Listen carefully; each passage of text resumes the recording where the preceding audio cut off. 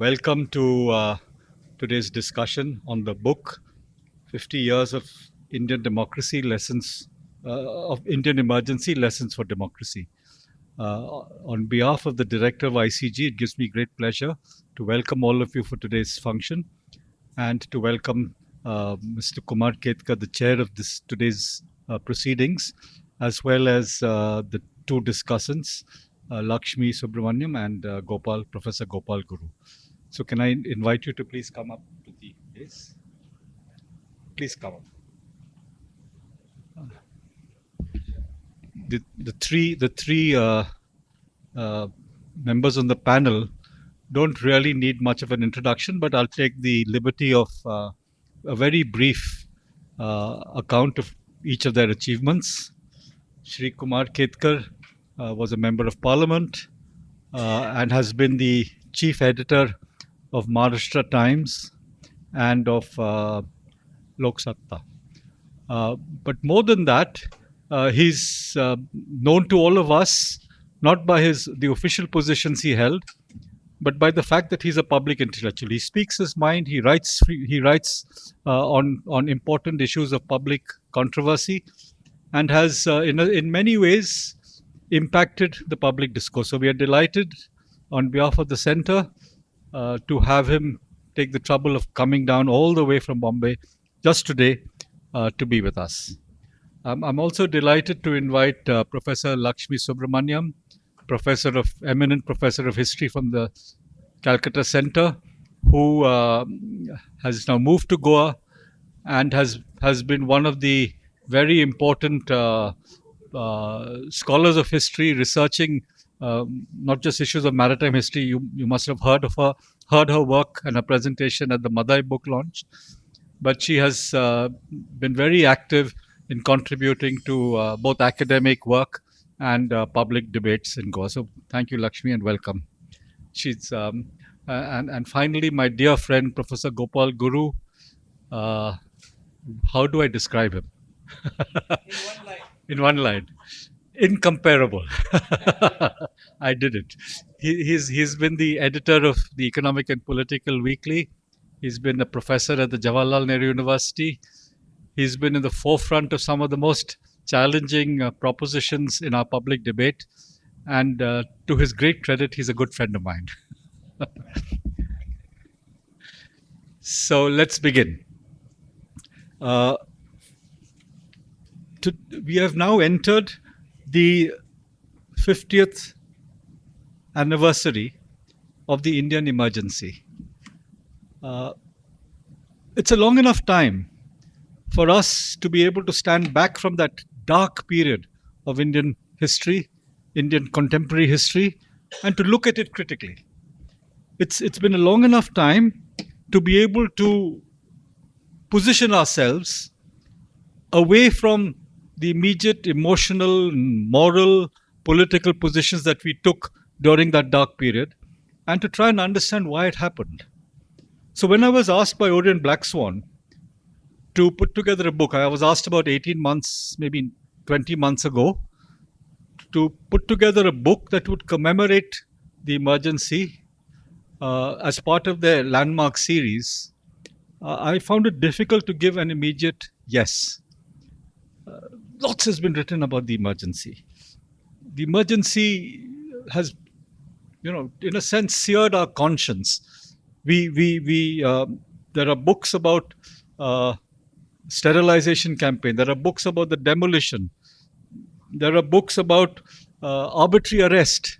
There is work about planned arrest. There are issues relating to encounter killings in Andhra Pradesh. There is work about press censorship. There are lots of research articles, books, commentaries, memoirs, biographies,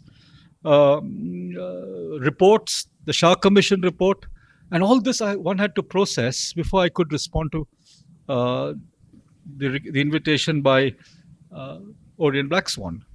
So when the invitation came, and when I sort of looked at some of this literature, I realized, and I really want to say this to the guests who've come today, because you've come because you're motivated by something. I want to make this simple point, that the emergency for us today constitutes a diagnostic moment. That if we study the emergency carefully in all its dimensions, we will understand the workings of democracy not just in India, but all over the world. It is an important diagnostic moment. And that was not a moment I was willing to forego. As a student of politics who spent close to 3.5 decades thinking about politics, I wanted to diagnose what the emergency meant. It would tell us about Indian democracy, I felt. It would tell us, this is important. So often we ignore it, we just think it was a dark moment. It would tell us about how do post-colonial societies build their nation states. It would tell us about the role of institutions, the role of leaders. It would tell us about how do we manage increasing demand in a politics which is increasingly so conflicted and so competitive. So I said yes. But I realized I couldn't do it alone. It's too big a canvas. So I asked my dear friend like Gopal, I have another friend called Harsh Sethi, who's the co-editor of the book, to join me. And normally he says no, even to me. Most of the time he says no. So Kumar Ketkar was surprised. He said yes.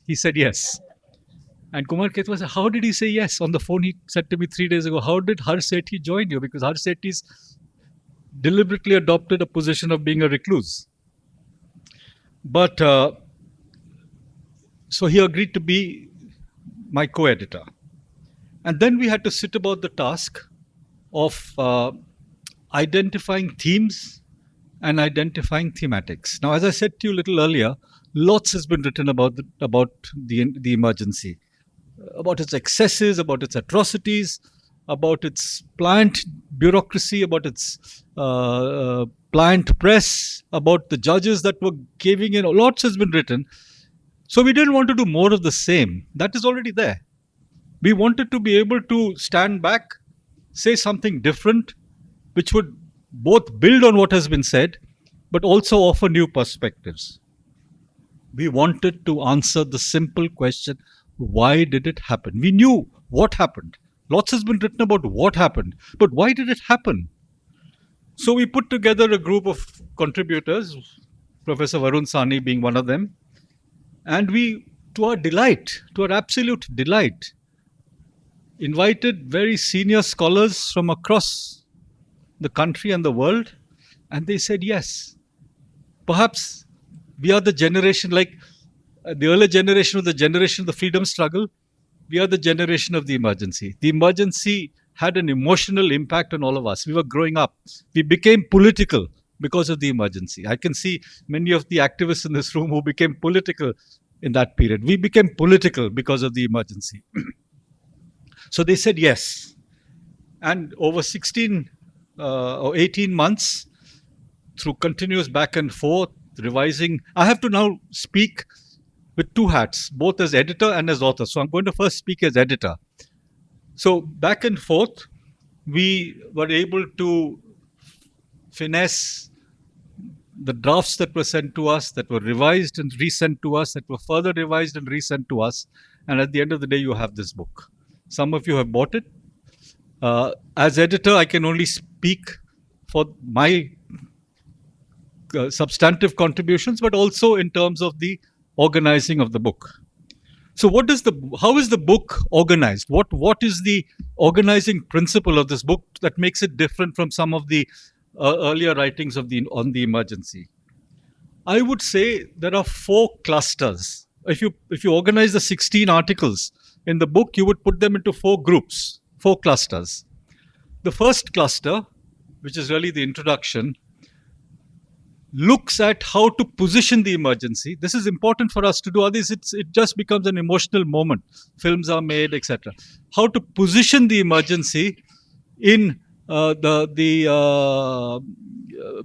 within the academic literature and within the historical period of the 1970s. How does one locate the emergency in history? How does one locate the emergency in post-colonial thinking?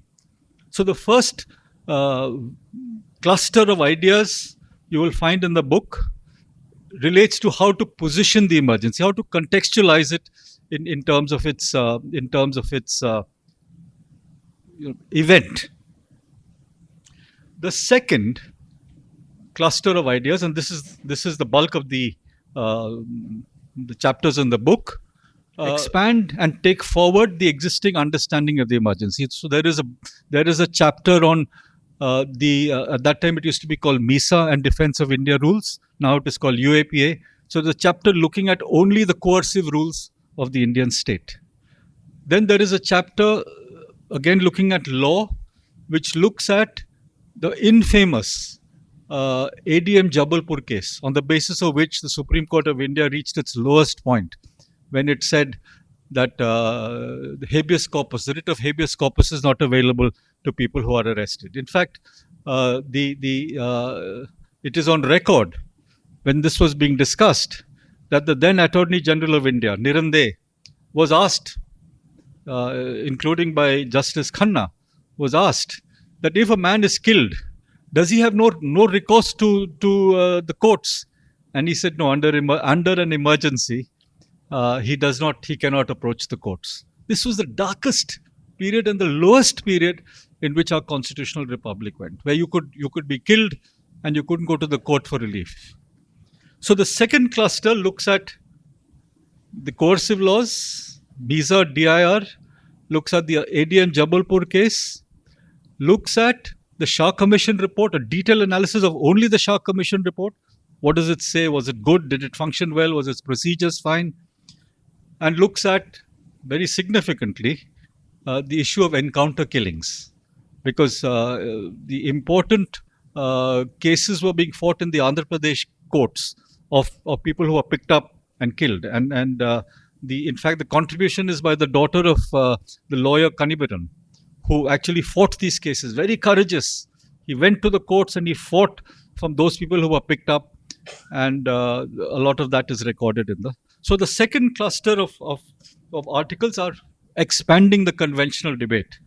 It also includes, in fact, an essay by one of the people very close to Jayaprakash Narayan on the Jayaprakash Narayan movement. Those of you who know that period of the emergency will know that JP was in the forefront of leading the opposition to Mrs. Gandhi and to the emergency. The third cluster of chapters is what I would call more insightful narratives, things that have not so far been said about the emergency, but which we need to hear. If 50 years have passed between us and the emergency, there are many things there that we have to understand, not just in terms of democracy, not just in terms of politics, but in terms of the human condition. So we have a chapter on the protest poetry that was written during the emergency in many languages. So we have one of our eminent scholars of literature, Professor Rukmini Bhaya Nair, who has looked at the literature in 100 poems, which she has analyzed and presented here through literary theory. We have a chapter, and this is a beautiful, delightful chapter. It will please you, and it reminds you a lot about Goa. It's a chapter of an exchange of letters between two people who were in jail, one in Pune and the other in Bangalore. Some 200 letters were exchanged while they were in jail, husband and wife, and they were writing about what jail meant. When I looked out of the window and I saw the bird, or when I looked out the window and I saw the flowers, can you see the same bird and the same flowers, kind of thing. Beautiful exchange of letters. And then the wife berates the husband and says, "You are replying to me as if I'm an activist. I am your wife. You have to be more intimate in your letters." So we have a chapter which looks at only these letters, and is written by a professor of history from Princeton, who is the only one who's seen these letters, because these letters are sitting in the University of Chicago archives.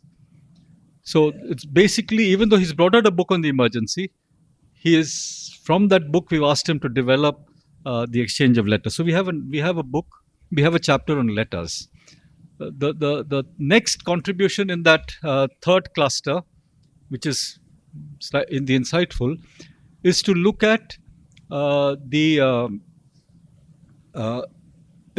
life in jail.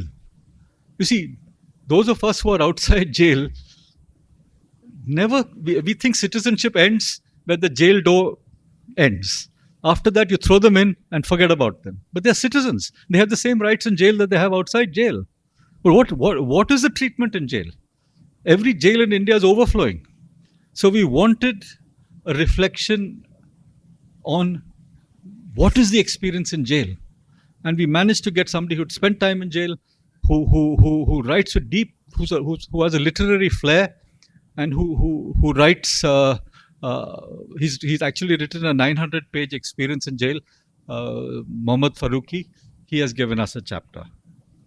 We have a discussion of the third cluster is on the conventional positions, the economy, the international situation, which Varun has given us, the universities during the emergency, particularly JNU, and the press.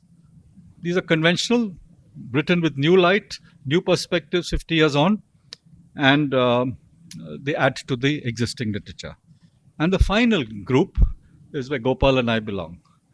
Gopal has written about an argument. I shouldn't be saying this because he'll be elaborating on it. An argument that is understated in the emergency.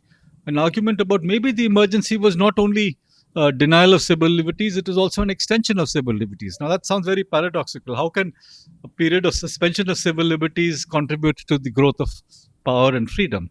So that argument has been made. And my own is to answer the question, why did she do it? Why did she impose the emergency?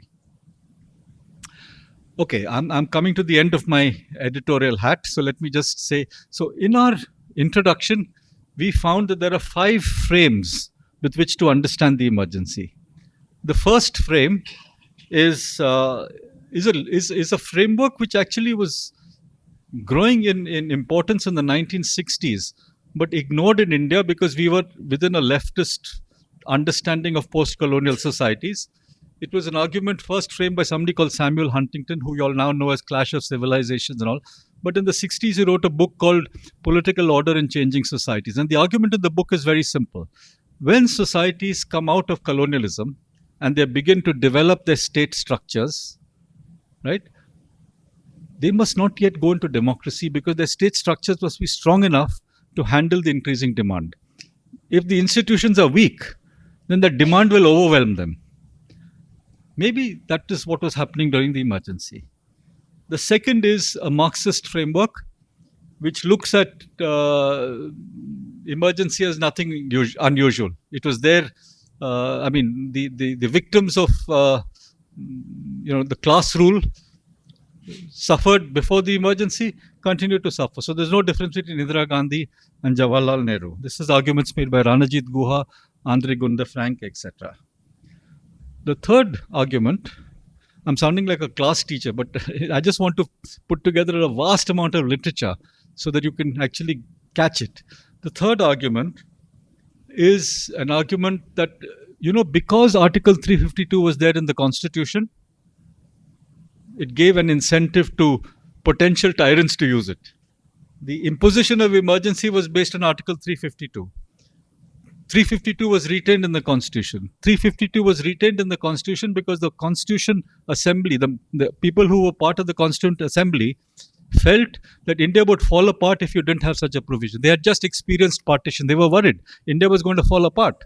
So we needed to have a provision in the Constitution which would give the executive authority enough power to suspend political liberties so that they could face what they called internal disturbances. Then, of course, the debate on habeas corpus, and finally the arguments that Gopal Guru will make.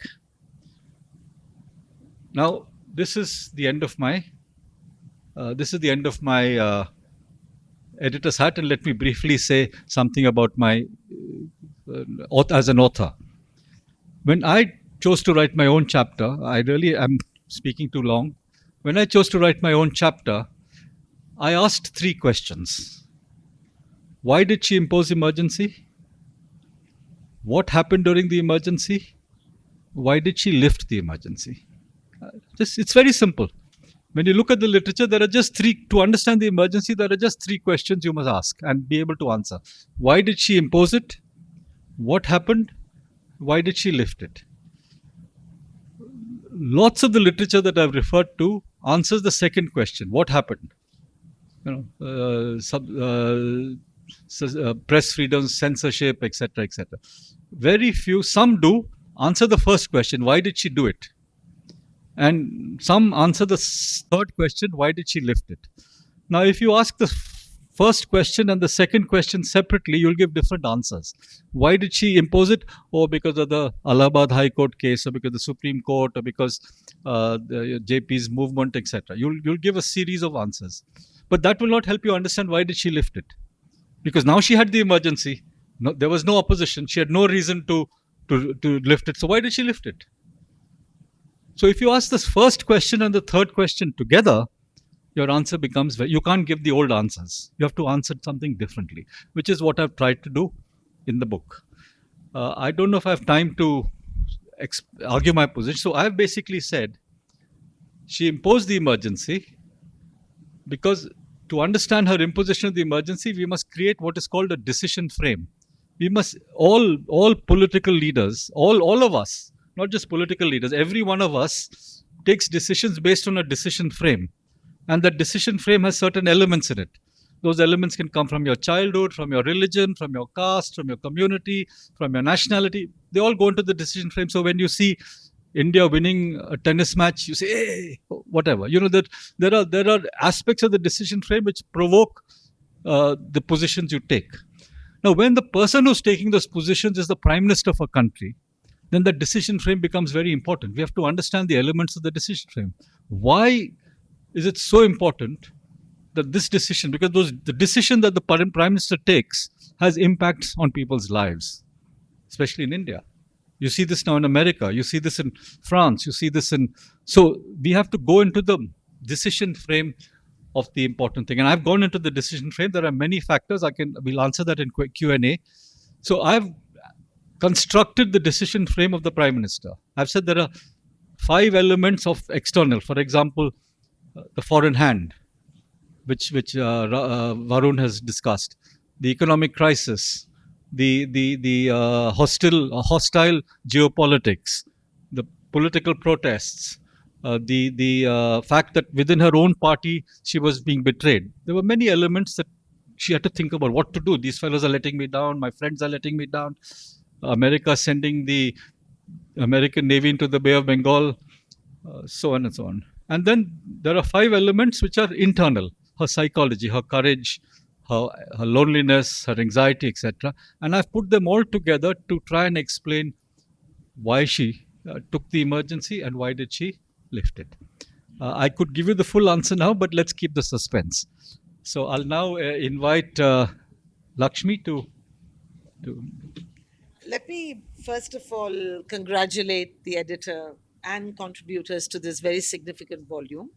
Having edited volumes in the past and having lost most of my friends in the process, I think really Peter's done a great job in managing to put this volume together, which is a very, very significant addition, I think, to a phenomena which Peter rightly said was a catalyst that made us all politically aware. Being somebody who grew up in the 70s and remember being shocked at the announcement without understanding much, to be honest. I was first year college. But I think that moment of reckoning with the political was something which meant that as a practitioner of history, I've never been able to quite forget the emergency. We've always seen it as a kind of defining moment where there is a cynicism about politics, the breakdown of the rule of law, the kind of nexus between capital and power that we see today still. So evidently, the emergency was not something that was out there. It was very much part of the consciousness.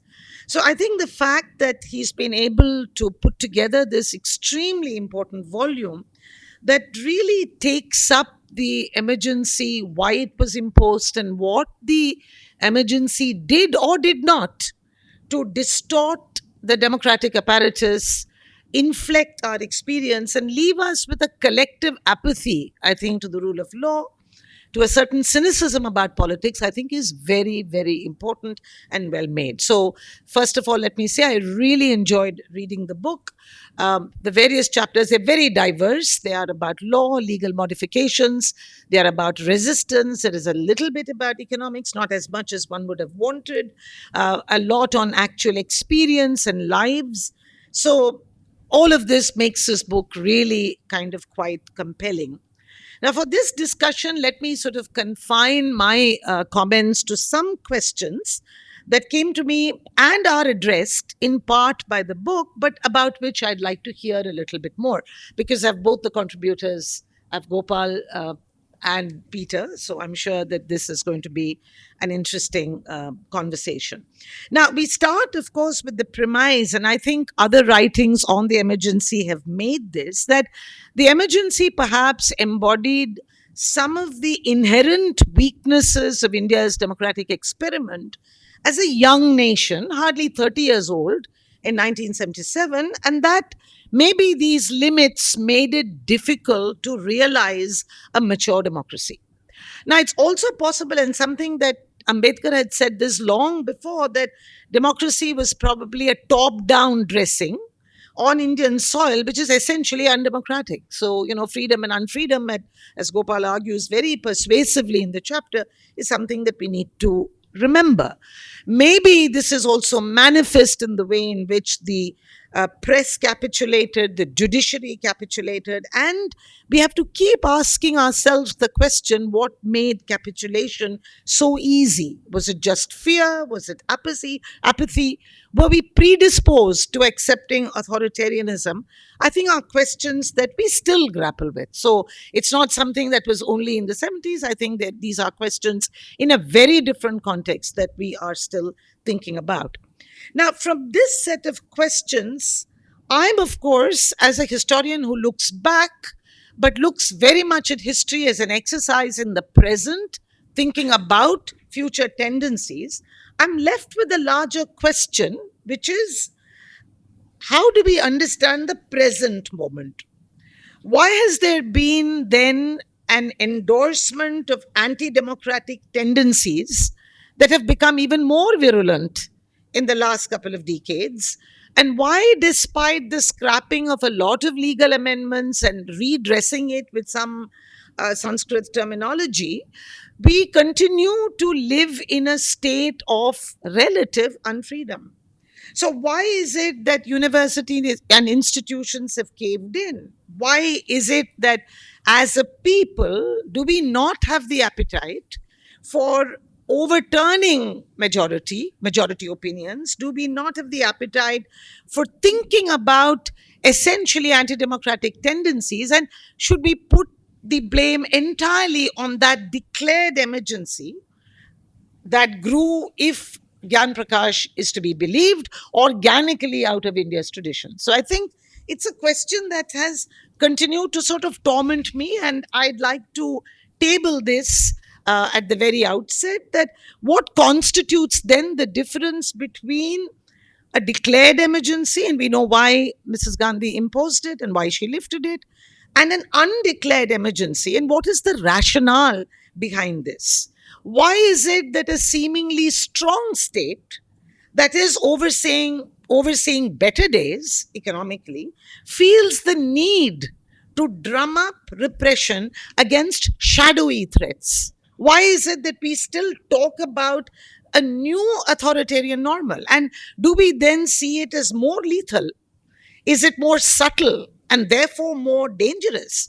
And something that we are unable to grapple with, and we don't have a clear set of do's and don'ts, and it sort of baffles the citizenry. So I think this is something which stayed with me as I read the book, and I thought it might be useful for us to think a little bit about the context in which notions of the emergency, and I don't look at it just as with a capital E, but the sense of the emergency continues to haunt us.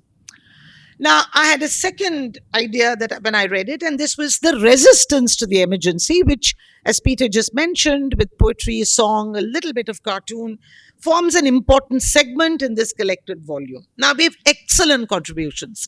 that look at poetry and song from Gujarat to Bengal. Shanku Ghosh is mentioned, and underground journalism, all of which again invite analogies with the present. If during the years of the formal emergency, underground journalism flourished in an economy of photocopying, we could draw parallels with alternative news outlets, largely in the social media landscape. We all turn away from mainstream media that's not just captive, but an active agent of propaganda to find some relief in an echo chamber provided by social media and alternative news. Now, how enabling is this? How enabling is this tendency to go back to an echo chamber to question the democratic downslide in today's India? Why is it that a not so covered authoritarianism still gets endorsed and still gets embraced? So I get the sense that governments may be wary of this phenomena and they continue to think about suppressing it. But then, how do we prepare ourselves to understand the rules of a game that seems so dynamic and changing all the time?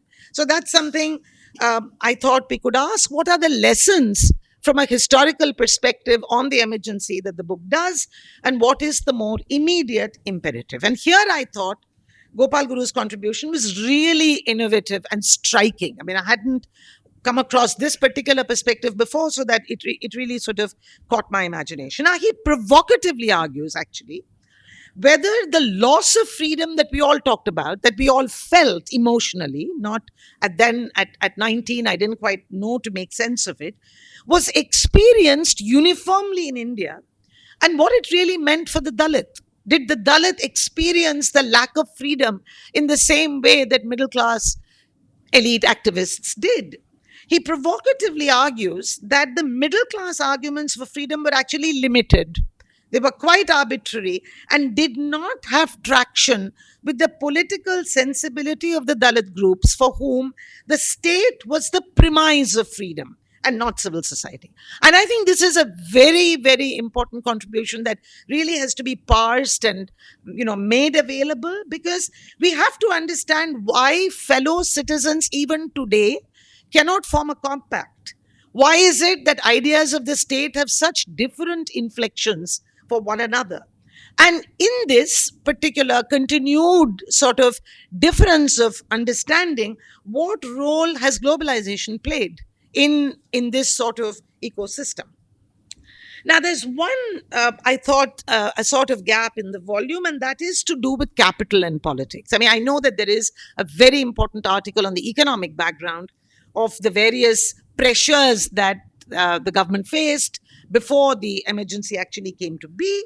But we also know from very fine work, and I'm thinking of not just Jafar Loeb, but Stanley Kochenek, that there were circumstances that enabled business to leverage with the government, and that it lent support to the emergency quite openly. The era of briefcase politics that Stanley Kochenek talks about is really a 70s phenomenon. And we also know that they pressed for external liberalization. So, to put it differently, what role has business played in the making of politics in the mold of the emergency? Business in liberalization, what role does it play in the continuation of politics, which continues to be sort of in the mold of the emergency?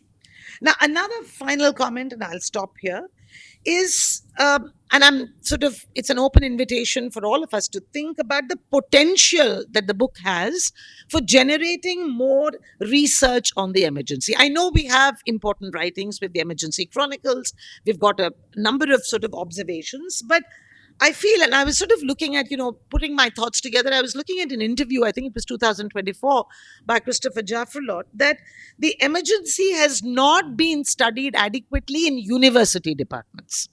And that, of course, professional historians at that time tried to minimize the impact of the emergency.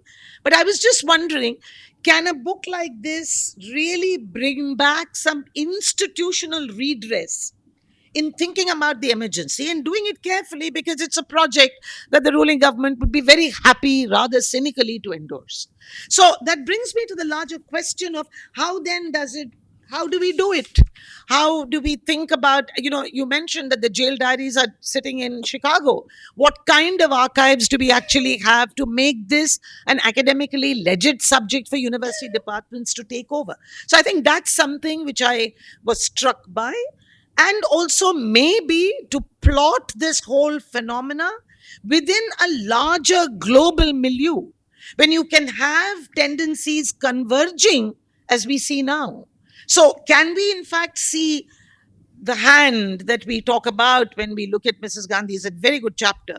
Can we see this as part of an invisible hand of the global economic order that enables the convergence of political trends worldwide, whether then or now? So I'll stop there, Peter.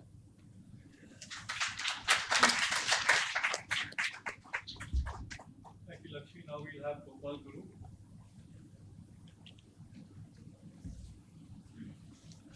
Can you hear me? Hello. Yeah, thank you. I must thank the editor of the volume for inviting me to share some of my views along with the co-panelist. I must thank Lakshmi for her very encouraging observations about my own piece. So that would reduce my own observation on my own paper later. I won't spend more time on that. But the brief was given by Peter that I should spend more time. What is the concept of liberty, and I should really speak about that. But I will cut short. Since it is the emergency, I thought I would read out rather than speaking extempore, because you don't want to run the risk of really messing up with your own argument, unless you are. So I'll read out and finish my reading within the time given to me, and we'll listen to Professor Kumar Ketkar, Ketkar, yeah, with whom I have been in conversation for a very long time, isn't it, Kumar? Yes.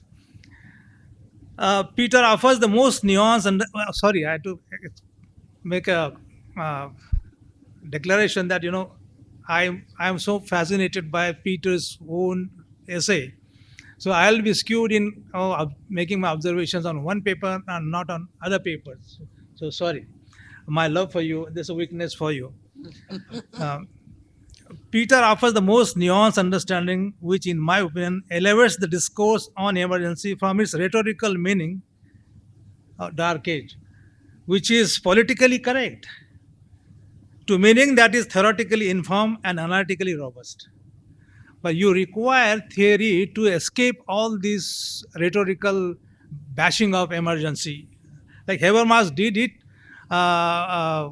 long time back. When he was being asked, "Do you feel guilty about Germany?" He said, "Yes, I do feel guilty, but I want to absolve of my guilt by doing theory." So Peter is doing that. Peter seeks to foreground the decision on emergency in the objective conditions which he has elaborated, and the objective conditions and the subjective determination of Indira Gandhi to avoid the dangerous fallout of these conditions and thus protect the modern state that was envisioned by Nehru and Ambedkar. Peter's essay is both explanatory and expository, and hence doesn't trace the decision of emergency in the psychology of a person. Please correct me whether I'm wrong or reading right or wrong. I'm giving you some homework. He finds the entire regime of politicians, bureaucrats, police, and judiciary, of course, responsible for the decision that he said had tyrannical undertones. You use the word tyrannical. He finds in Indira Gandhi's decision a complex interplay of factors that engross a person in the battle between a person who is struggling to remain motivated by reason but also keeping the emotions away. Battle ultimately, in case of Indira Gandhi, as the essay suggests, resolved in favor of reason rather than emotion, to protect the young modern state for falling into anarchy. The origin of decision was indeed in the conditions rather than in a particular person's evil intentions that necessarily involves, Kumar, a sinister obsession with power. Only you can connect it. She lifted the emergency and sought a fresh mandate. In her decision to lift the emergency, in my judgment, not yours, was the democratic willingness to even to lose the elections, which she lost. And she actually then won again. Peter's essay also brings out the institutions that are not only the ways in which men behave or made to behave, either to turn these institutions in favor of strengthening the egalitarian content of the state or weaken the very content. Emergency brought forth bureaucratic collusion, as we mentioned in your paper, with the power that in certain cases sought to weaken the egalitarian content of this. You elaborate on that. But there is a counter evidence to show, and that is my take down. There is a counter evidence to show that lower level bureaucracy did make a positive difference in the life of those who did not think for their freedom was curtailed. So my own narrative begins. The urban middle class, which was in the lead, fashioning out the template of freedom as a rallying point against emergency, and Pamela actually observes that Indira Gandhi was so skeptical about this class rather than the masses.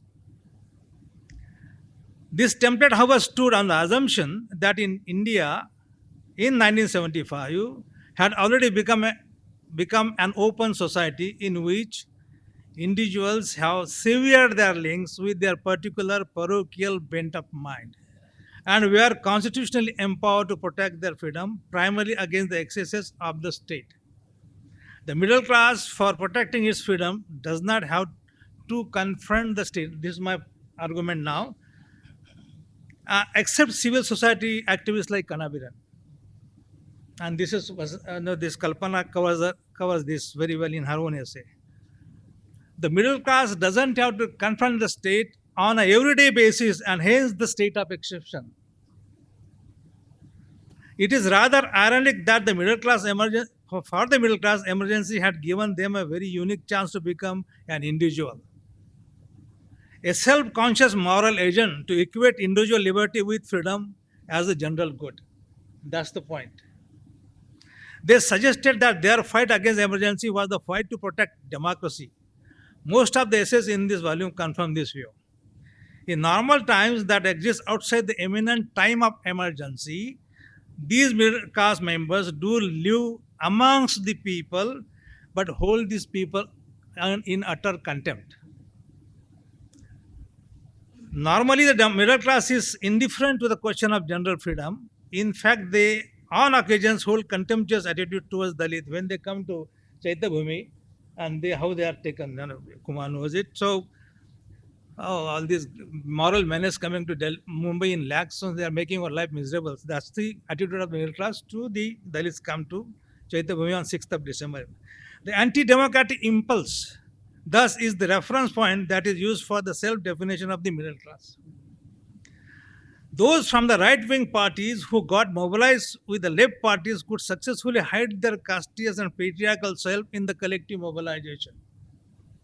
Anti-emergency campaign thus produced a radical ambiguity about which Kumar has been talking for a very long time. Radical ambiguity which represented both the right-wingers and the left radicals. In the post-emergency times, these right-wingers betrayed their template with which they began their campaign, in the sense that they failed to remain, and I'm using the academic word, sorry for that, ontologically detached from the caste and gender, and became the abstract individual who cared for everyone's freedom. The point was that when middle class started campaign, that they were actually the abstract individuals who were actually caring for the general freedom, not for the particular freedom of the class. But that template, if that was the case, 50 years down the lane now, they would have allowed free discussion, for example, on the question of caste. And I would like to know, are we really free to talk about caste in public institutions? That is the question. He says no. Yes, yes. He says no. Vinci says no. The state of exception that marks the state of unfreedom, the state of exception as conceptualized by the middle class that marks the state of unfreedom or the temporary constraint of freedom for the middle class is a life situation. But for the untouchable, it is a life condition. So I'm actually life situation and life condition. The majority of the untouchables continue to feel constrained on many fronts right from their birth. And I'm using this very provocative phrase from one of the poets, Namdev Dasal and Rokde. The Dalit poet says that the fetus is untouchable. From there, unfreedom starts. So you're talking about only your state of exception. The rule-bound caste denies them vital ontological need for self-expression. If they say that an emergency brought them some experience of freedom from social dominance of the touchable caste, which continues to exist, will this deny them the opportunity to become self-conscious moral agents who also care for general freedom? Is it becoming real confused or something? They do have a stake. The untouchables, Dalits, have a stake in the general freedom as a common good. But emergency has placed their conception of good in contrast and not in contradiction to the general conception of freedom. So I'm actually making their conception of freedom was contrary to the conception of the freedom that was actually floated by middle class. But was it in contradiction? No, it was not. They also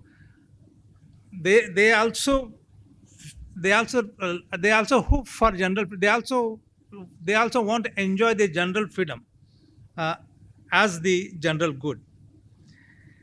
It is in this sense you will have to actually read the narrative of emergency not in a linear fashion, but in a non-linear fashion.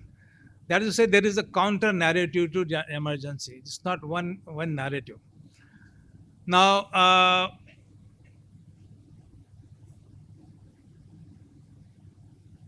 so you require a non-linear reading of emergency where they find themselves as the beneficiary of the state of exception, which is counter to the middle class conception of state of exception, which is influenced by Foucault and his chela Agamben, whose conception of state of exception can be considered as a dark patch of time, as has been described by most of the essays. Yeah, this is, and so I want to tell you, I was a personal note now. I was also in the first year when emergency was declared. And I was a personal individual beneficiary of the 25 program. Okay, and people around me were the beneficiaries.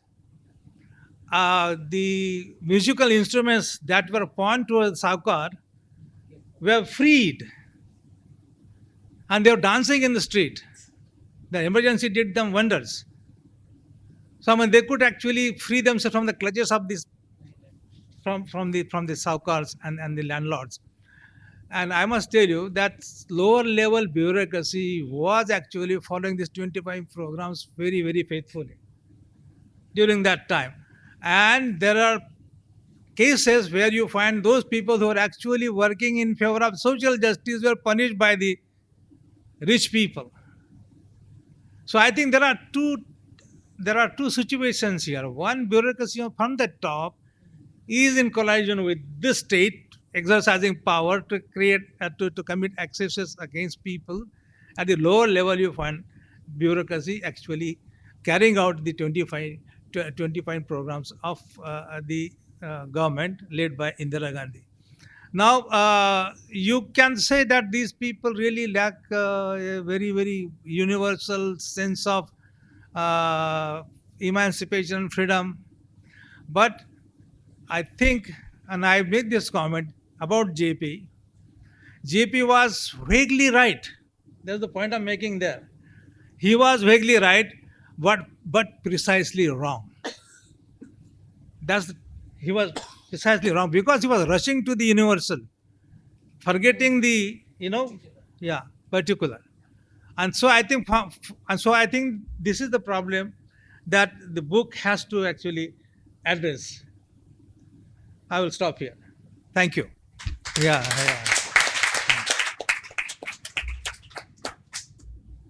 Now may I invite Kumar Ketkar to give his address.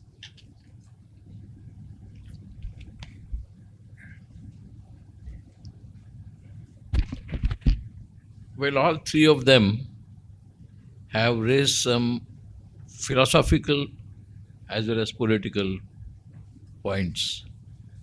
Sometimes, as some of you who are students of sociology may understand, that quite often philosophy and politics go against each other, which we experience almost every day. Now, instead of responding to both the speakers, or all the three speakers, Lakshmi ji and Gopal and Peter ji, let me begin by what Gopal indirectly referred to as a counterfactual. The counterfactual number one can be: imagine Mrs. Gandhi does not declare emergency on 26th June morning or 25th June midnight. What would have been the situation like? Or imagine what would have been the situation if she did not declare elections in 1977. Where would India be? Two things need to be noted in this context about why did emergency come. I think it is necessary to understand that it is not Indira Gandhi alone which person has to be studied psychologically, politically, systematically, or whatever, but JP also. Just to give you background, which some of you may not have recollected or may not even know, Jayaprakash Narayan had declared in 1958 that politics is not the instrument of change and it is useless. So best course is go to people and do some original transformative work. These are the statements, not mine. And so he decided in 1958 to work for Sarvodaya, by and large going along with Vinoba Bhave. And Sarvodaya will create a situation which will be genuinely democratic and welfarist. That was in 1958. And he said, therefore, consciously, I am retiring from politics. So three questions emerge.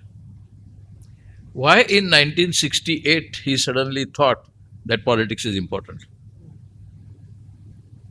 He enters politics in 1968. And what is his first statement? I am a journalist, so I remember many things which I have actually reported. In 1968, one of his first observations was that Indian democracy has failed. And what is required is guided democracy. If you recall, the phrase which became quite famous in those days was guided democracy. But it was not enough. He qualified that statement. He said guided democracy like Ayub Khan in Pakistan. He has said this. It is on record. So guided democracy like Ayub Khan is what Jayaprakash was actually not advocating but arguing. This is 1968. In 1969, Zakir Hussain dies and there is a vacancy for Rashtrapati's position. And nobody even recommends Jayaprakash's name. Many people thought that Jayaprakash is the right person. He is political, non-political, he is Sarvodaya oriented, having freedom movement past.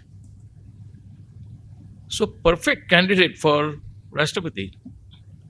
Somehow his name did not appear on the roll. He did not become president. 1969, after Zakir Hussain's death, the name proposed by the Congress party, I will not take your more time than given to me, but I think these facts are necessary to understand, was Sanjeev Reddy. Some of you might recall, all of you may not, but just to give you an example, there was a book called Where Were You When Kennedy Was Killed? I think essay was there. Or Where Were You When Mahatma Gandhi was killed? So similarly, I can ask you, where were you on 26 June morning when the emergency was declared? And what was your flash?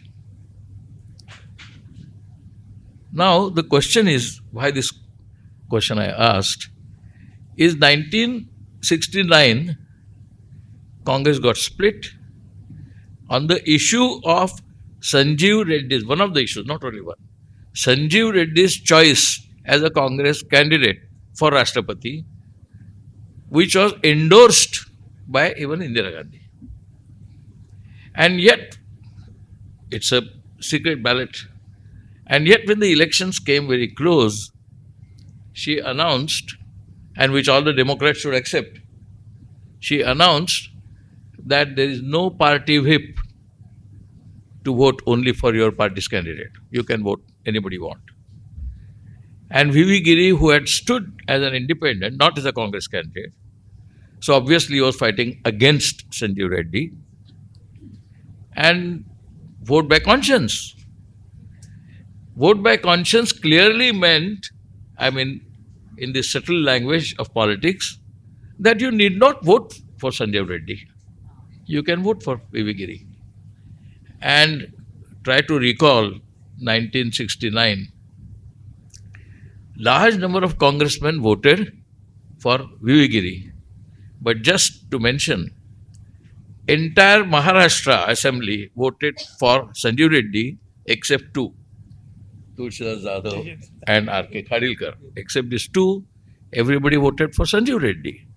So on the one hand, you have Mrs. Gandhi subtly telling them to vote for Giri while signing Sanjeev Reddy's candidature.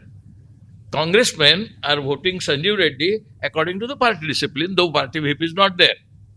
So what is more democratic? Voting according to conscience or voting according to party line? This is 1969. After that, people started saying why Sanjeev Reddy was wanted. You remember Tarkeshwari Sinha, the names at least should ring. Tarkeshwari Sinha publicly said, once Sanjeev Reddy becomes president, Indira Gandhi's days are numbered. Indira Gandhi will be removed by Sanjeev Reddy by some kind of skullduggery in the political system or process. And so Indira Gandhi must take care. Because remember, till 1969, she is still struggling to come out of the image called Gungi Gudiya. What is Indira Gandhi? The term Gungi Gudiya was given to her by Ram Manohar Lohia. 1967 is the year when Ram Manohar Lohia had declared that if all parties come together, all opposition parties come together, Congress can be defeated. That happened in 10 states in 1967 assembly elections. So that formula or the theory of all opposition parties coming together to defeat Indira Gandhi, that time there is no emergency, no dictatorship, no autocracy. Indira Gandhi has not done anything which can be considered out of the tune of the politics at that time.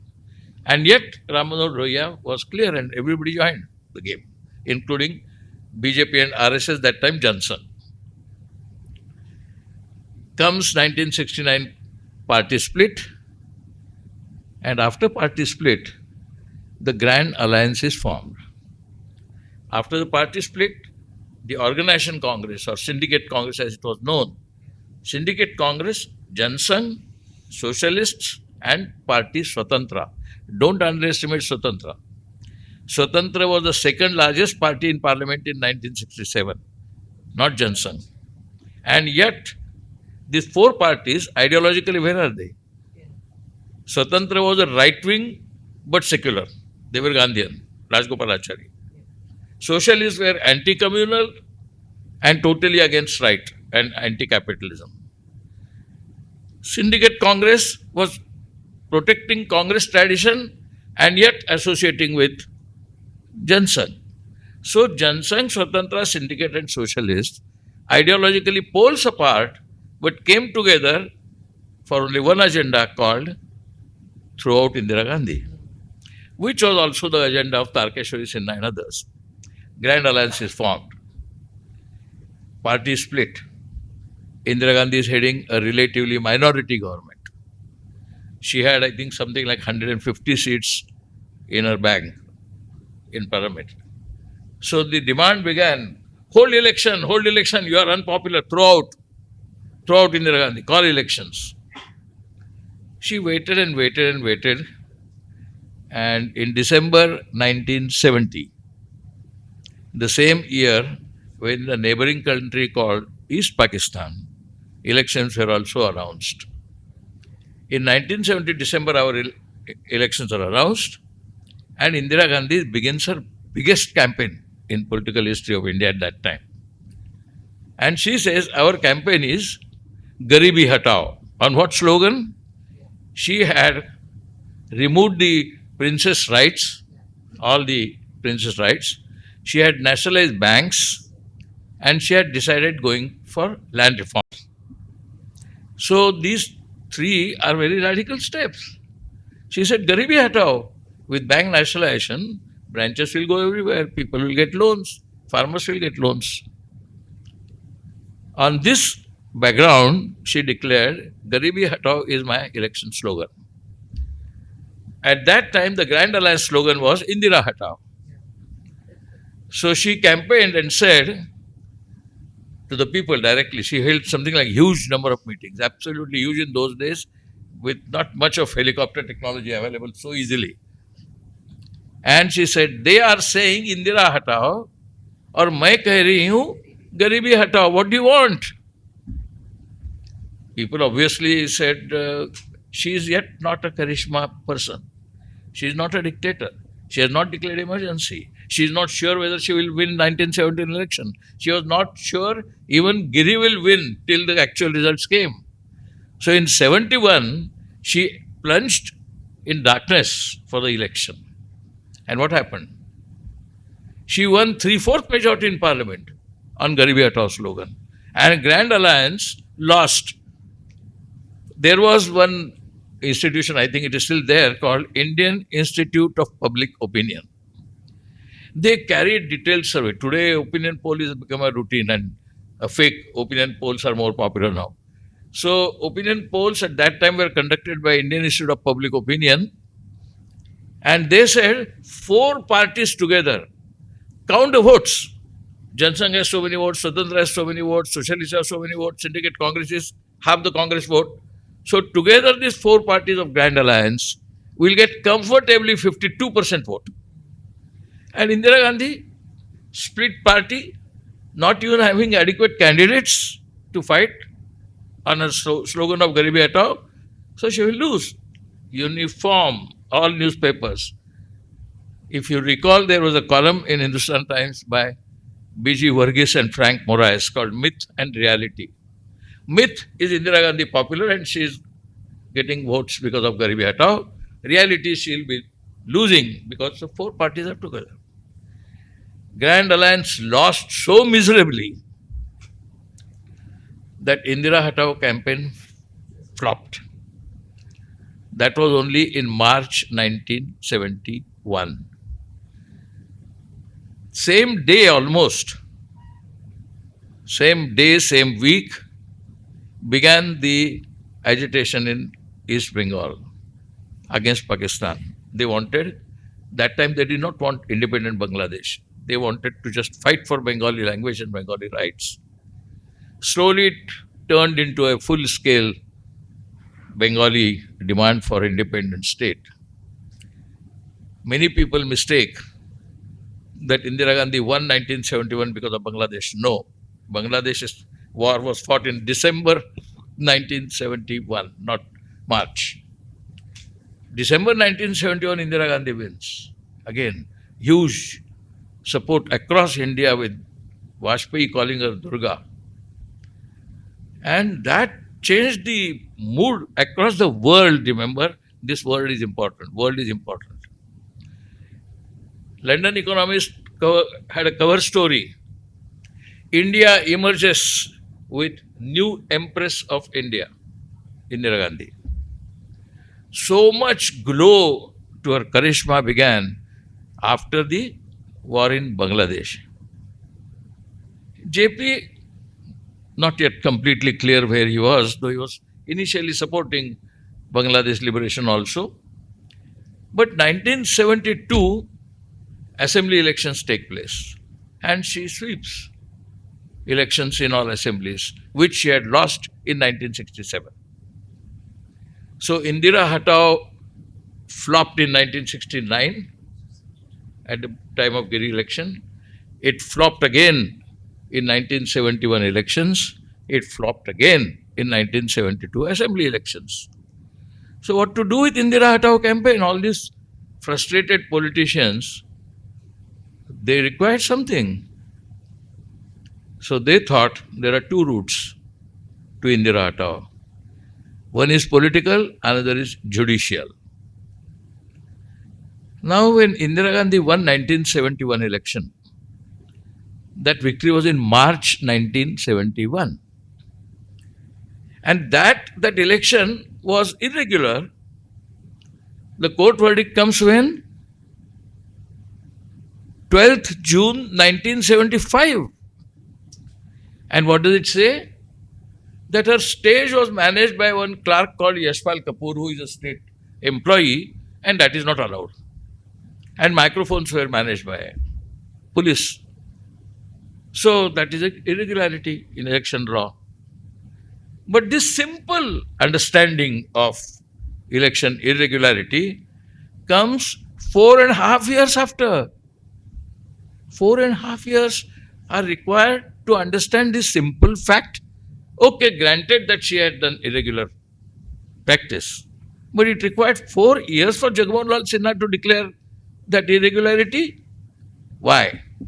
Nobody has asked this question, why it took 4.5 years. Be that as it may, 4 months down the line of that judgment, 12 June, was going to be announcement of the next Lok Sabha election. Because 1971 election, which was a midterm election, 5 years down the line is 1976 election. 76 February-March election had to be announced something like November-December 1975. So between June and November-December 1975 are only 4 or 5 months. At that time, judgment comes. Indira Gandhi, they say, because of the Jagmohan Lal Sinha judgment, she declared emergency. 3 questions which he has also asked. One is, in 1971, she was so popular, as I said just now. If she was autocrat by nature, because she was lonely in the childhood, and by tendency she was authoritarian. All kinds of stupid anecdotes are given that she is authoritarian by nature. Her psychoanalysis tells us. If she was such autocrat, psychologically defined, then 1971, after Bangladesh war, she could have declared emergency or autocratic powers and people would have supported her. She is so popular. Why she had to declare emergency 4.5 years down the line after Allahabad High Court judgment? That's also okay, forget it. That's a question for you to ponder over. Soon after that, before the judgment, before Jagmohan Lal's statement comes, Pilu Modi, the great Swatantra Party member in Parliament, wears a falak in his on his shoulder and says, "Abhi thode din baki hai. Indira Gandhi will be unseated in Allahabad." How did Pilu Modi think of this? Then somebody asked him, "How do you know?" He says, "I am a CIA agent." He has said that, not me. That's available, perhaps on the photographs also. I am a CIA agent. So people asked him, "What are you talking? Indira Gandhi will go in the judgment?" "Yeah." "And how do you know?" "Because you are a CIA agent." He said, "Don't take my pranks and jokes so seriously, yaar. Just watch what happens and it will happen or it may not happen. So what?" those of you who are old enough to understand how Pilu Modi spoke will understand the so-called joke in it. And on 12th June, this happened. Pilu Modi was proved correct. Judgment came. And when did the judgment come? On the same day when Gujarat Assembly elections were declared and Congress was defeated. Now, how was Gujarat election held? Because just 1 year before election was held and Assembly was there only 1 year old with Chimanbhai Patel as Chief Minister. Now, all the Democrats from Jayaprakash Narayan to George Fernandez were saying that dissolve the Assembly. Morarji Desai sat for hunger strike and said dissolve the Assembly. Elected Assembly you should dissolve is the demand of the Democrats, Democrat liberals. Indira Gandhi said, how can you dissolve? For what? Because there is a student agitation? Then there are so many agitations going on all the time around. Do I have to dismiss all the governments and assemblies? No, even Jayaprakash stood by. Morarji hunger strike. Finally, she was under pressure that Morarji is serious and if you don't declare elections and if he dies, it will be a national calamity. So she declared elections and that's how elections were held and the results came on the same day when Jagmohan Lal Sinha's judgment came. Same day. And the third thing that happened on the same day was her closest advisor, colleague D.P. Dhar, passed away on 12th June. I'll stop here, but point I will drive at is in all these counterfactuals, while talking about emergency, we never utter a word called JP. Why should I not consider JP as responsible for emergency? Because on 25th June 1975, as a journalist I can tell you, he publicly said she must resign because Allahabad Court judgment has gone against her. Supreme Court has allowed her to stay as PM but not as MP. And if she does not resign, the military and the police and the bureaucracy will not obey her orders. May not be the same sentence, but the same import of her statement, of JP's statement. Now, which elected government in democracy, we are talking of democracy and freedom, will agree that public appeal to the military and police that you go and rebel against the government, elected government? But Indira Gandhi is an autocrat. And saying this is democratic structure. After listening to that, Morarji Desai said, and if she does not resign, we will ghirao by mobilizing 1 lakh volunteers, Prime Minister's house, and will not leave that unless she resigns. We'll pressurize her. Why pressurize? It is democratic will. People are wanting her to resign. So democratic will is represented in front of her house. Imagine yourself in the position of Indira Gandhi, or if you are a corporate executive in the corporate sector, or if you are a principal in a college in principal's chair, or if you are editor in your editor's chair, and people say you have to resign because so many people are against you. What is more democratic and liberal? To resign or to take action to stay that anarchic nonsense? That is what Indira Gandhi did. She decided to stay because at that time people are saying that she will have to do something and resign. She planned to resign, but she did not resign because she thought she is an elected Prime Minister. She has a duty to perform, responsibilities to show. She decided that duty and responsibilities were more. If you think this is my counterfactual defense of Indira Gandhi, say it that way, but just answer those questions which I asked, like why JP is not to be regarded as quote-unquote villain of emergency. Thank you.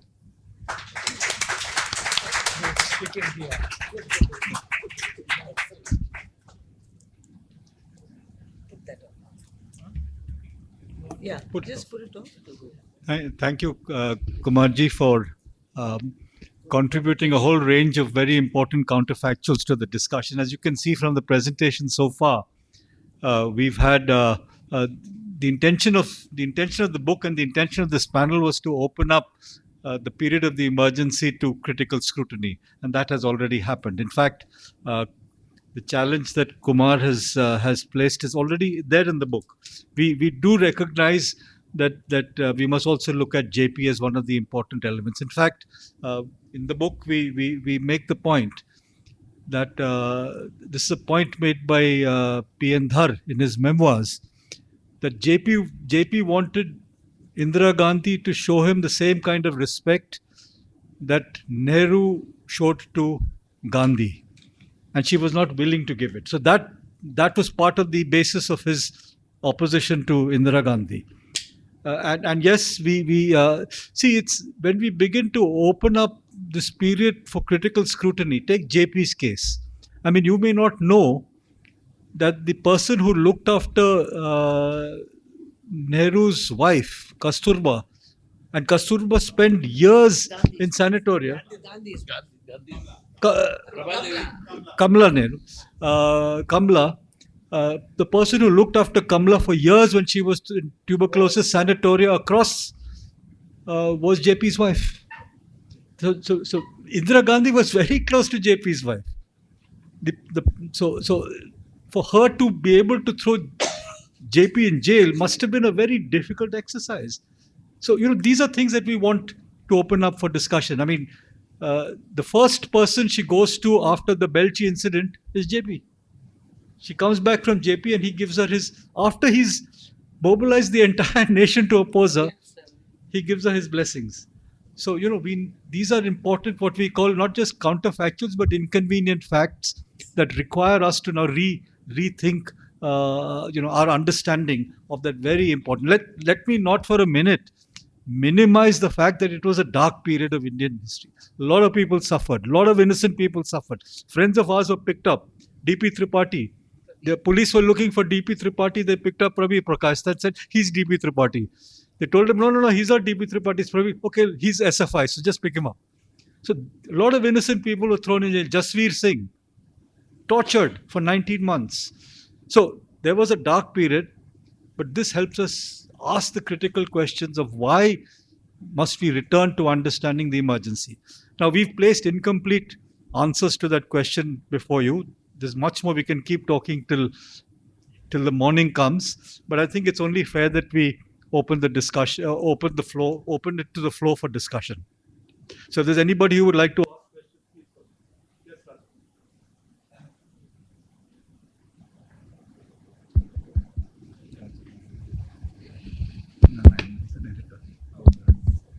go. Yes, sir. Is this a question for the entire panel? Rajan Narayan here. Is it possible that the book is attempting to give legitimacy to the emergency? Is it legitimizing the emergency? Yeah. Answer, yeah, please answer. I'll answer also. The book does not legitimize emergency at all. In fact, the book's dedication is to the victims of emergency. The book is dedicated to the victims of emergency, victims of tyranny, even more strong than just emergency. So that is one. Secondly, none of the authors have any great political or philosophical or psychological sympathy for Indira Gandhi. They may not be hugely critical, but they are not so-called sympathetic to Indira Gandhi at all, or even to Congress. Yeah, at all. And therefore, to say that the book will legitimize emergency is an incorrect expression. I would suggest you read the book, you will find what I am saying true. Sir, I have a comment. No, wait. Let do one more answer, then Yeah. we'll. Thank you. Thank you, Dr. Ketkar, for making it simpler. I think any academic exercise is not intended to legitimize or demonize. The entire focus is to analyze, to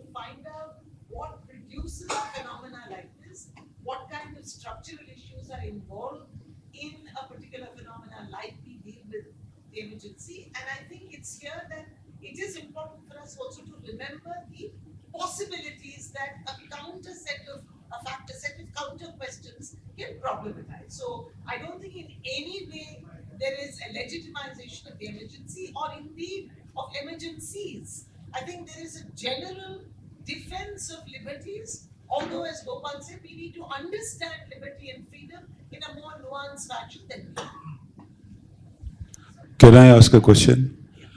I have attended many book launches. Usually, the book launches are individual creations in terms of being an author, a novel, or a fiction or a non-fiction. In this case, this is a event which has been put together, and then you have made this as a book, wherein definitely a lot of people would have different opinions and different views. And the very first question was legitimizing that has come. Many of us have not read the book. We'll now go for reading the book. So, as a book launch, as well as a advertising or whatever the purpose behind this book launch is everything addressed in terms of the plus as well as the minuses? What I mean is, was there something good of the emergency that happened? Is my first question. Another is, I don't know how many of you were there in Delhi during the period of emergency. I have been in Delhi from 1969 till 1984 as a young school-going person who has seen the period between 75 to 77. So many of us would have experienced it firsthand and many heard about it.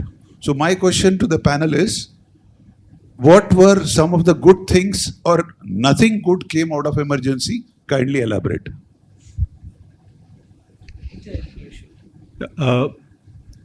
Firstly, on the question of is the book a justification or you see, in fact, one of the opening sentence, in addition to what Kumar Ketkar has read, the opening sentence of my piece is, the emergency has rightly been characterized as a dark period in India's democratic journey, if not the darkest.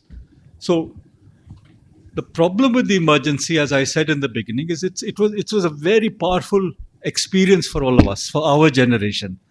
And therefore, explanation, which we are trying to do, expanding the explanation, becomes received as justification. Now, that's a serious problem with the receiver, not with the explainer. When you begin to receive facts which you're not quite sure, like, where do we place JP in this? JP in most of the literature is presented as this great champion of democracy. Now there are facts which are complicating that narrative. To ask that question, does it amount to justification? No. I think all of us in this book, and that is something we've kept very, very strict, is to make sure that what you're presenting us is with explanations, new evidence, new data, new interpretations. If they are received differently, that's not the problem of the explainer. Secondly, your question of how many of us were there in Delhi during the emergency. I think at least two of us, I was there during the emergency, the latter half of the emergency. I was there when the emergency was lifted. And I grew up with the thing that the emergency was a terrible period, right? But I grew up as a political scientist. New data started coming in. For example, you were there in Delhi during that period. One of the worst excesses which Delhi experienced is sterilization and demolition of houses in the Turkman Gate area. Many of those people were relocated in East Delhi. The person who has studied them empirically is a person called Emma Tarlow. She went and interviewed all these people who were either sterilized or whose houses were demolished. 25 years later, she went back to them. The same people are saying Indira Gandhi was great. This country needs. This is published. Exactly. I mean, so what I'm saying is, look at Emma Tarlow's findings first, and then Emma Tarlow's findings 25. So what we are this book is an invitation to revisit the event and to see what are the dimensions. Now take Justice Sinha's case. Kumar Ketkar has said, why did it take 4.5 years? If you begin to pursue this even further, there's a very interesting fact that comes to mind. There were 10 cases, 10 issues on which Raj Narayan went to Justice Sinha again to declare her election as void. 8 of them were serious, substantive cases. 8 of them. They were dismissed by Justice Sinha. 2 were not. The ones on which he held her guilty. One is Yashpal Kapoor was a government servant helping her in the election. The other was other government servants were helping in the arrangement of the election thing. These are violations of electoral code. But on that basis, the justice dismisses a prime minister. So in law, there's a concept of the concept of proportionality. Was this punishment proportion to the... So these are questions we are hoping to ask.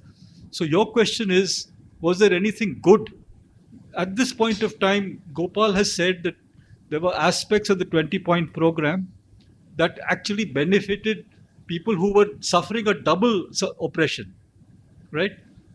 Bonded labor, indebtedness, lack of access to rations, etc., etc. They were liberated in the ones. Secondly, a lot of the radical policies that were being held up by the state would take place. Like, for example, the Labour Institute in Delhi came up during the emergency.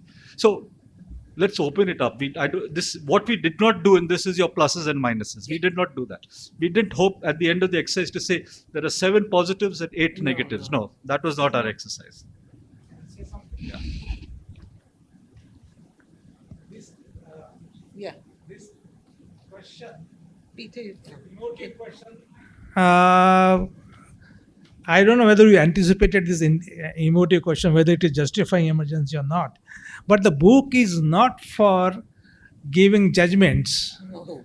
It's not giving judgment. It's not a law book. It's a theory book.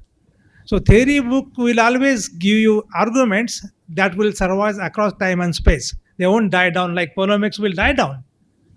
The book is actually inviting us to really make a very nuanced, analytical sense of the event that happened in 1975. So this is the book which is for the academics. I mean, Rahul, universities, colleges should really make very good, sophisticated sense of the term, which is otherwise condemned as something a dark period. I won't go with that expression actually. For you it is dark, but for the Dalit it is very bright. Yeah. I mean, let me provoke you. Saying something? No, I'll wait I for the have- second round. I can say that I am direct witness to good and bad. I am a trade unionist. Not now, but that time I was a trade union leader and a communist trade union leader in Times of India, employees. I remember in 1975, 26 June morning, teleprinter started saying, JP Morarji arrested. So there used to be a paper called Evening News of India. Evening News of India published this size headline, JP Morarji arrested. Hardly any script, just so much, and some 2-3 lines. And Indira Gandhi declares emergency, etc. Evening News of India's copies went on the street. I am a journalist, remember. And within about 2 hours, police comes and confiscates all the Evening News of India copies. By the time they are already circulated some thousands of copies. Then they come and sit there with a censor. As a journalist, I am personally offended. What the hell is happening? It's a news. And what we have given is only news. We have not given any fake things. Why are you stopping? One. But most of the trade unionists like me had a schizophrenic attitude towards emergency. I will tell you why. My comrades were working in Shahada among Adivasis. Comrades, majority of them came from middle class, leftist idealism. So all of them were offended by emergency. Because how can you tolerate emergency? They were leftists, they were unionists, and they were middle class, and they were educated. IIT graduates were in Shahada. Same thing happened in Kolkata. To a certain extent, same thing happened in Bihar also. Many of them were my comrades, but that time mobile phone and things were not there. But we met later on and found out. And the problem was they were wanting freedom and democracy. So they were opposing emergency mentally, psychologically, intellectually. And they were finding that actually emergency is helping them to demolish the money lenders, demolish the zamindars.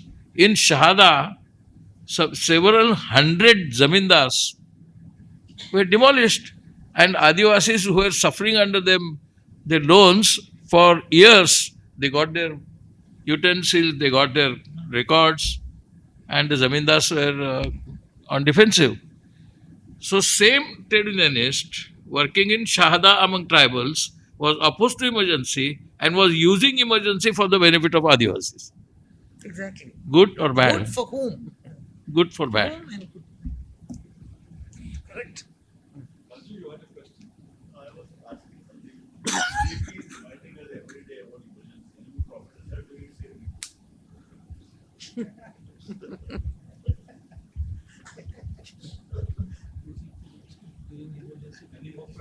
Yeah, there is one more what if. See, normally when a judgment comes from the High Court and it goes to the Supreme Court, in such matters there is normally a stay.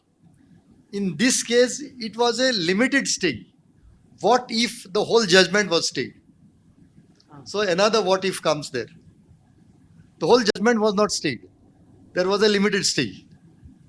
Even then, the opposition would not have stopped its agitation. They had already reached a peak point. Indira Hatao had failed in 69. It had failed in 71 elections. It had failed in 72 elections. It had failed in Jayaprakash Narayan movement between 73 and 75. Now, what recourse they had left but to create hangama and create agitations and stop Indira Gandhi from ruling. Objective, let me tell you, now this is my bias. The objective was not to remove dictatorship. The objective was not to restore democracy. Democracy was, of course, undermined, fact. The objective was to remove Indira Gandhi. I perhaps the correct answer, the more limited answer to your question, is that the stay was given by a vacation bench, Justice Krishna Iyer. And his judgment says that let a fuller bench examine the thing. So he actually allowed her to continue as Prime Minister, and using the legal provision said, but she cannot continue as an MP or receive the salary of a Member of Parliament. Those are the only things he denied her. But she continued as a Prime Minister because he was a vacation. I think that is important to see. It wasn't that there was a full bench of the Supreme Court that listened to heard the appeal that her lawyers had brought before. And Palkiwala offered Indira Gandhi that I will defend you in the Supreme Court because this is an absurd judgment. You want to say Okay. No. Not on this. Bilu Modi. Yeah. Bilu Modi saying I'm a CIA agent. So, do you think you have been an American conspiracy theorist for a long time. Do you think it's part of your obsession with American conspiracies? Coca-Cola imperialism is to be your signature tune. I won't say that, but the day Indira Gandhi was sworn in, the news appeared in Times of India that Bhabha was killed in an air crash near Geneva. And now you can see it on the mail anywhere. The former CIA agent has written, Mr. Cawley, that Bhabha was murdered by CIA. More, in 1973, September 11, Allende was killed, and it is now public knowledge that Nixon and Kissinger with the help of CIA, plotted and executed Allende's murder. On the day during emergency, on August 15, when Indira Gandhi was going to Red Fort for address, she learnt from her agents that in Bangladesh, the entire family of Mujibur Rahman has been Been massacred. murdered. And now there is a book by Lawrence Liftschulz Yeah. on the unfinished revolution of Bangladesh, in which he has given documents to prove, evidence to prove that it was CIA which was involved in killing of Mujibur Rahman and undermining Bangladesh. With this is going around between 1973 and 75, and in 75 itself, on January 3rd, 1975, Ellen Mishra, railway minister, is killed in a bomb Stone attack. That is the blast. first ever bomb attack in India. Yeah. First ever bomb attack. And it was not done by any Muslim terrorist. It was done by local people. And still we don't know. 40 years later, the judgment came and they arrested and said, now there is nothing much evidence to do that. I think it would be nice to get Professor Lalit Sahni to sort of elaborate on this, because his whole worked chapter on is it. on Yeah. the foreign hand. Yeah. So Varun, would you like to say something? Can we have the mic? Yeah.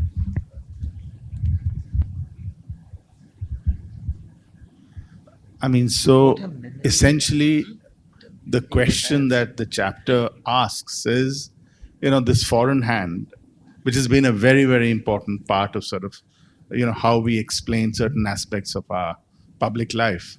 Whether the foreign hand is factual, whether it is fanciful, or whether it is fabricated. And the way the chapter goes about doing it is by saying, well, let's look at what was happening at the level of the international system. Let's look at what was happening in our domestic politics. And let's look at how Indira Gandhi subjectively was viewing the entire circumstance. So the conclusion is, I don't want to go and speak at length. I'm not on the panel, but is that there clearly were all of these elements there. There was definitely a factual element. Allende was definitely on her mind. Mujib and the killing of all of Mujib's family, leaving his daughter, who was physically not there, and so she survived. Actually comes after the promulgation of emergency, and so it's really a post facto justification. So I would put Mujib and Allende in two different categories out there. But there's also clearly a fanciful element there. And one of the points about the fanciful element, the argument I make, is that if you were to look at all of the countries in which the United States successfully engineered, coups or things like that, the scale and size of India is just a completely different order of magnitude. The largest country in which the US successfully engineered a breakdown of government was Indonesia. Indonesia 65, and India, it's 8 times larger than Indonesia. So that's the fanciful element. But it's also a fabrication. It's also something that is a device that is used by Indira Gandhi and by her acolytes and supporters to sort of justify doing something that was fundamentally unjustifiable. So, I definitely think that, it's to go and come down and say it was this, that, or the other is really willfully choosing to not look at some data. If we look at all of that, that is what emerges from it. Thank you. Sandesh? I have not read the book, but I have heard the panel and just some justifications also given. My simple question is or was the largest democracy of the world run on such flimsy grounds that I create some situation because I am not made the president or I am not considered Gandhi, or in the name of emergency, the so-called Democrat goes for witch hunting, even like what you said, that arresting innocent people and torturing. So are we justifying the whole thing on such flimsy grounds, or democracy is run on such flimsy grounds?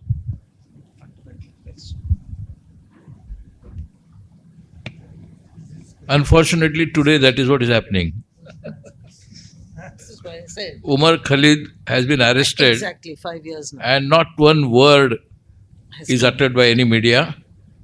It is not even mentioned. Exactly.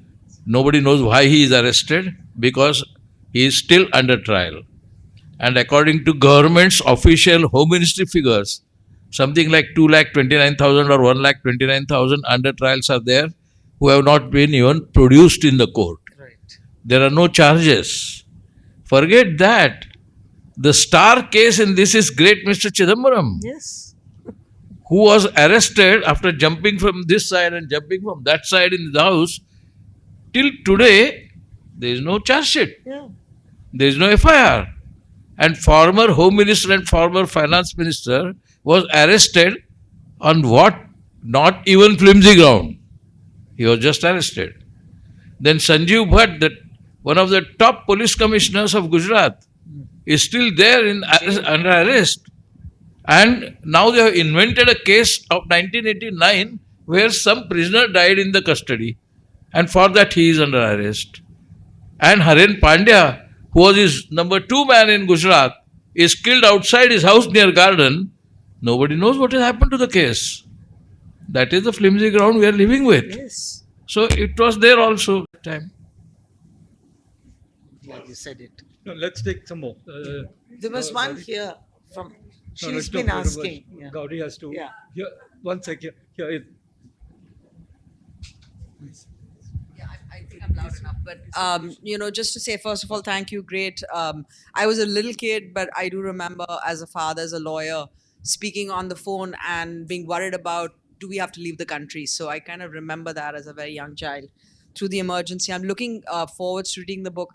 I suppose my question is more, having done this theoretical exercise, what are the lessons learned? Because I think, as Lakshmi stated very clearly in one of her lines, we are in a state of undeclared emergency now.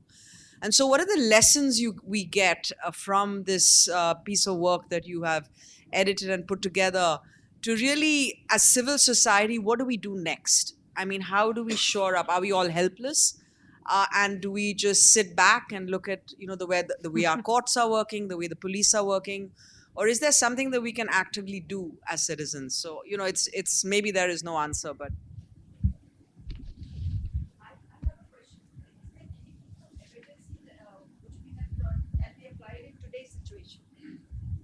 Is there any learning from the previous emergency, declared emergency, which can be applied in today's undeclared emergency? Our book, in a sense, addresses both your questions. What have we learned from the emergency which we can think about today? I think our book does two things. First of all, it invites the research community to look at all these questions, to look at should we not hold responsible the senior members of the state? Are we only going to blame Indira Gandhi for all the excesses? Why not the Delhi police, the Delhi commissioner, or the commissioner of police? All the other people who actually converted a policy into a set of outcomes. Now, there is a concept in academics called anticipatory obedience. So you imagine what the tyrant wants, right? And then you create a whole bureaucracy and a whole set of policies and activities to impose that on ordinary citizens. So what they imagine Mrs. Gandhi wanted gets carried out in Tirunelveli district in Tamil Nadu, right? So I think we need to examine why is it that state structures, whether it's the court, whether it's the police, whether it's the judiciary, whether it's the jails, right, in a sense succumb to anticipatory obedience. They collude. Oh, we also need to examine what Gopal is saying, how certain sections of the state begin to convert that into an opportunity for social justice activity. There's not enough data on this. This needs to be researched and documented. But what is the consequence of that? It will give us insights into how feeble and fragile democratic states can be. Today, when we look around democracies, whether you're looking at Turkey or you're looking at Indonesia, you're looking at Philippines, or you're looking at the country that cannot be named, you realize the most robust institutions have turned fragile, all on anticipatory obedience. So that's one lesson. Now, your question about what have we learned today from what happened in 75 is that you don't need to declare an emergency. You can get the same outcomes. Precisely. Yeah, through surreptitious means. Kumar Ketkar has listed a whole set of things. Universities succumbing, police acting in an arbitrary manner, house demolitions, and you don't need the Nobody emergency. cares. And the courts are equally pliant. The Judiciary the is media is pliant, equally pliant. And that's the tragedy. The tragedy is, why is it that these institutions fail the people of that democracy? There's no answer in political science to this.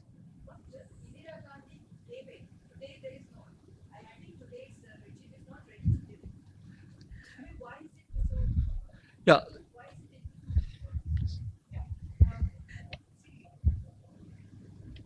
Yeah. I think the book is not intended. I mean, I'm not a contributor, but I have read it with great interest. The book is not intended to give us a blueprint of what can be done and what can't be done. It's a very granular analysis, structurally, socially, episodically, of what the emergency constituted. But does it have lessons? Yes, it does have lessons. I think it has lessons for us to be vigilant about what we have lost or what we continue to lose. And how is it, whether at all we can create a compact in civil society and hold the state to some kind of accountability.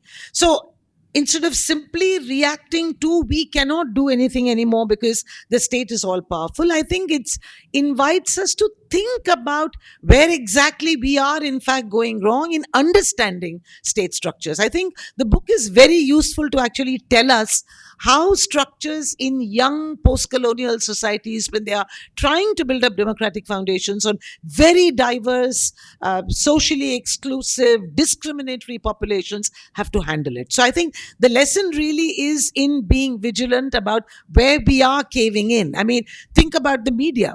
One can't sort of overnight say, let's restore the media, but at least we can recognize that here is a completely captive media, and let us at least interrogate everything we read. I think that's the lesson. Can I add to what Mr. Varun said? Just some facts. If you look at them chronologically, you will find some so-called fabricated or non-fabricated inference. In 1973, Ayande was murdered.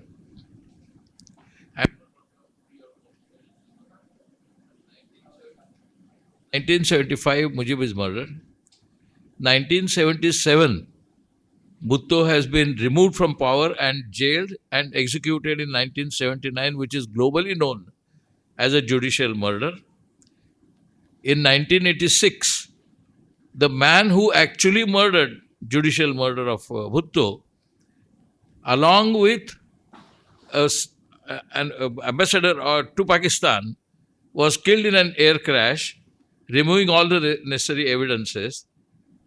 Indira Gandhi is killed in 1984 and Rajiv Gandhi is killed in 1991. Between 1980 and 1991 is only 11 years. And so many people are killed. And there are heads of states. And heads of states can be killed like this. You require huge planning, huge finance to kill a head of the state. I mean, you can't kill Rajiv Gandhi just because I am unhappy with LTTE policy. You can't kill Mujibur Rahman just because I am totally unhappy with the corruption that was going on in Bangladesh. You can't kill Allende just because there was a trucker strike and there was inflation and going on. Somebody has to plan it. Somebody has to organize it. Somebody has to conspire it. Things fail also. It is not that every conspiracy succeeds. But if you see in chronological sequence, between Indira and Rajiv, there is only 7 years period, and both of them were killed. And not only that, between Indira Gandhi's killing, Rajiv Gandhi take over, Olaf Palme of Sweden is also killed. So Rajiv Gandhi is involved in Bofor's deal. Olaf Palme is involved in Bofor's deal. Both are killed in a matter of 5 years. Is this natural?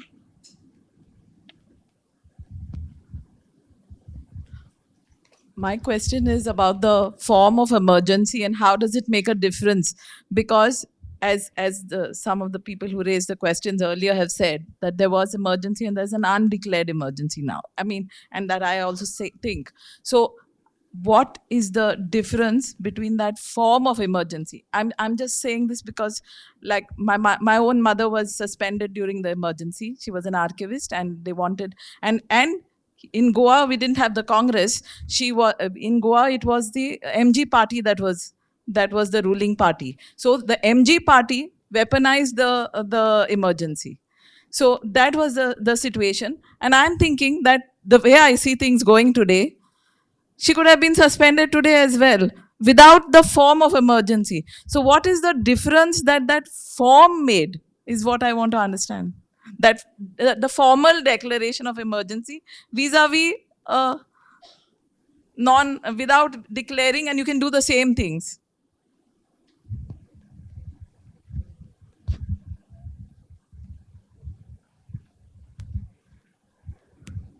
Okay, that's a very important and a difficult question. My immediate answer is during the formal emergency, the 75 emergency, the executive had the authority of the emergency powers to produce these outcomes.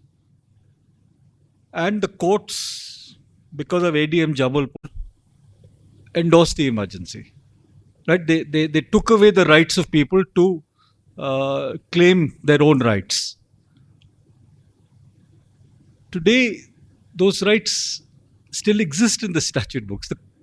There is, the authority given to the executive is not there, and yet the executive produces the same outcomes. So the question is, why are the courts allowing it? AD and Jabalpur, the court said habeas corpus is not available. Today, habeas corpus is available, and yet people are languishing in jail. So the court, which is supposed to stand between the executive and the citizen as the defender of the Constitution, is abdicating its responsibility. At least that's my understanding as a political scientist. So go ahead. Yeah, let's see.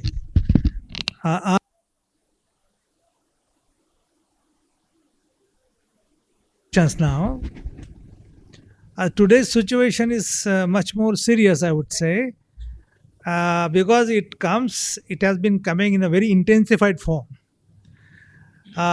The 75-77 emergency was concentrated in bureaucratic structures, authority becoming power. That's the term you use, very important term. Today, you find in the society that, moral policing actually has put you under surveillance. You have no freedom. Everybody is scared. Everybody is scared, which was not the situation then. Now it is intensification. Your fear has been intensified many folds. So that's this, and so we are talking about it, and we should keep talking about it. That is the answer, as Lakshmi said. Yeah. Yeah, I think it's very insidious, it's pervasive, and maybe we also need to think about the utter domination of the media by the state. I think this is something which we absolutely have to put out there without fear. And I think it's also important for us to realize how technology has constructed a particular landscape in which we are unable to think critically. So everyone, I don't want to go on about WhatsApp University, it's all a well-known thing, but I really think we need to recognize that we are living in actually much more sinister times. And it is more convenient, and this is not defending the emergency at all, but it's merely to recognize that what it is that enables reception of such authoritarianism in the 70s and what it is that enables the reception of authoritarianism now in 2025. I think the context which is mediated by technology and capital, I think, has to be put out there openly and explicitly without fear.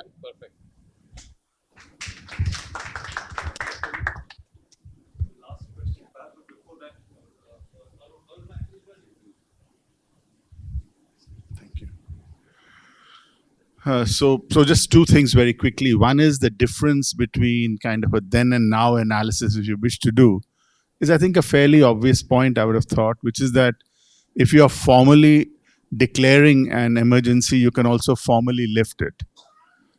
You know, I think that's a very important distinction, and I think we need to mull and meditate about that because there are all sorts of implications there. But the point that Kumarji made, I do want to say my chapter sort of does a roll call of all of the US interventions till 1975, 47 to 1975, 47 India's independence, 75, so I do that. But I mean, my chapter also points out the deep penetration of the Indian state of the KGB. As a result of the data that is now available in the Mitrokhin archives, it's deep penetration. And in fact, what the chapter is trying to ask is why, the CIA was seen as being way more dangerous than the KGB.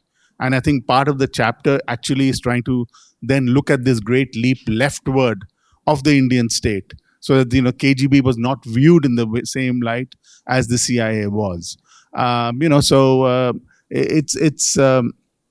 But what I found also when I went through the material is that it's actually quite shocking when you realize the extent to which external intelligence agencies had penetrated the Indian state. And I mean all branches of the Indian state, not just the Indian state, the media, universities, NGOs. It's actually quite extraordinary. Absolutely correct. We'll take the last. No, I'm just one sentence. And let us not overjudge and overestimate and argue that the people were so wise that they overthrew in Indira Gandhi's rule in 1977. That is not true. Entire South India voted for Indira Gandhi. Does it mean that South India didn't care for freedom? Out of 139 or 29 seats, only 5 seats came to anti-Congress, anti-Indira victory. So only the Hindi belt, which is also the dominant belt today to rule, that is the only belt where emergency was opposed, and that too, as Peter correctly says, more because of sterilization than because of democratic rights. Can I have a last question? Let somebody else ask. I just have one observation or a question. You're basing these things on research, which were files which you found in the archives. Today we have files that are introduced via hacking. So was it not possible that even in those days that papers could have been introduced into the archives to create a sort of diversion or a narrative? Like today you're saying you looked at the files and you found that the KGB or the CIA was involved. So is it not possible that these files could have also been introduced to create this sort of No, your question. Because it is 50 years on, we have the benefit of multiple sources, not a single source. So in addition to archival material, we've also looked at memoirs, we've looked at interviews, we've looked at diaries, jail diaries. For example, there's a gentleman called Tandon, who was in the Prime Minister's office, who kept a detailed diary of the meetings that were held. So there's a lot of material out there, and as a researcher, our job is to read all this material and to try and arrive at a picture which reconciles differing perceptions. So we look at memoirs, we look at biographies, we look at research articles, we look at research books, we look at, for example, a lot of this material is placed before the Shah Commission, but our article is very critical of the Shah Commission, the chapter in the book. The facts presented. So there's a lot of material out there which in a sense gives you the benefit of today to arrive at that will be much harder because we are too close to the event. Yeah, but it seems that people are arriving at those conclusions when we speak about Father Stan Swami and the files that were introduced in his computer, and there was no exhaustive research done to verify whether they were true or not. So maybe 50 years later, how will they find out whether he was an Axel or whatever they are accusing him of? No, that's a good question, and I mean, I think the Father Stan Swami case, the jury is still out. The case is not closed. Research is going to be done on that case because it's a diagnostic case of the state of Indian democracy. Records from the jail will come up, the records from the hospital will come up, records from the various courts will come up, records from Ranchi will come up. Who, for example, filed the FIR to arrest Stan Swami? Why was it he was arrested in Ranchi, but it was filed in Maharashtra? How was it done? This data will come up. And the greatness of India lies in the fact that there are enough people to report this in. The data will come up. You can't suppress. This is as Amartya Sen says, this is an argumentative society. It's 11 years. So it's a garrulous society. We speak, yeah. As Varun said, KGB was not adequately discussed, which is correct. Just as today Mossad is not discussed. Yeah. Today Israel and Mossad are more involved than even CIA because CIA is divided between supporting Trump and supporting Democrats. But Mossad and Israel are unanimously controlling many of the Indian institutions today.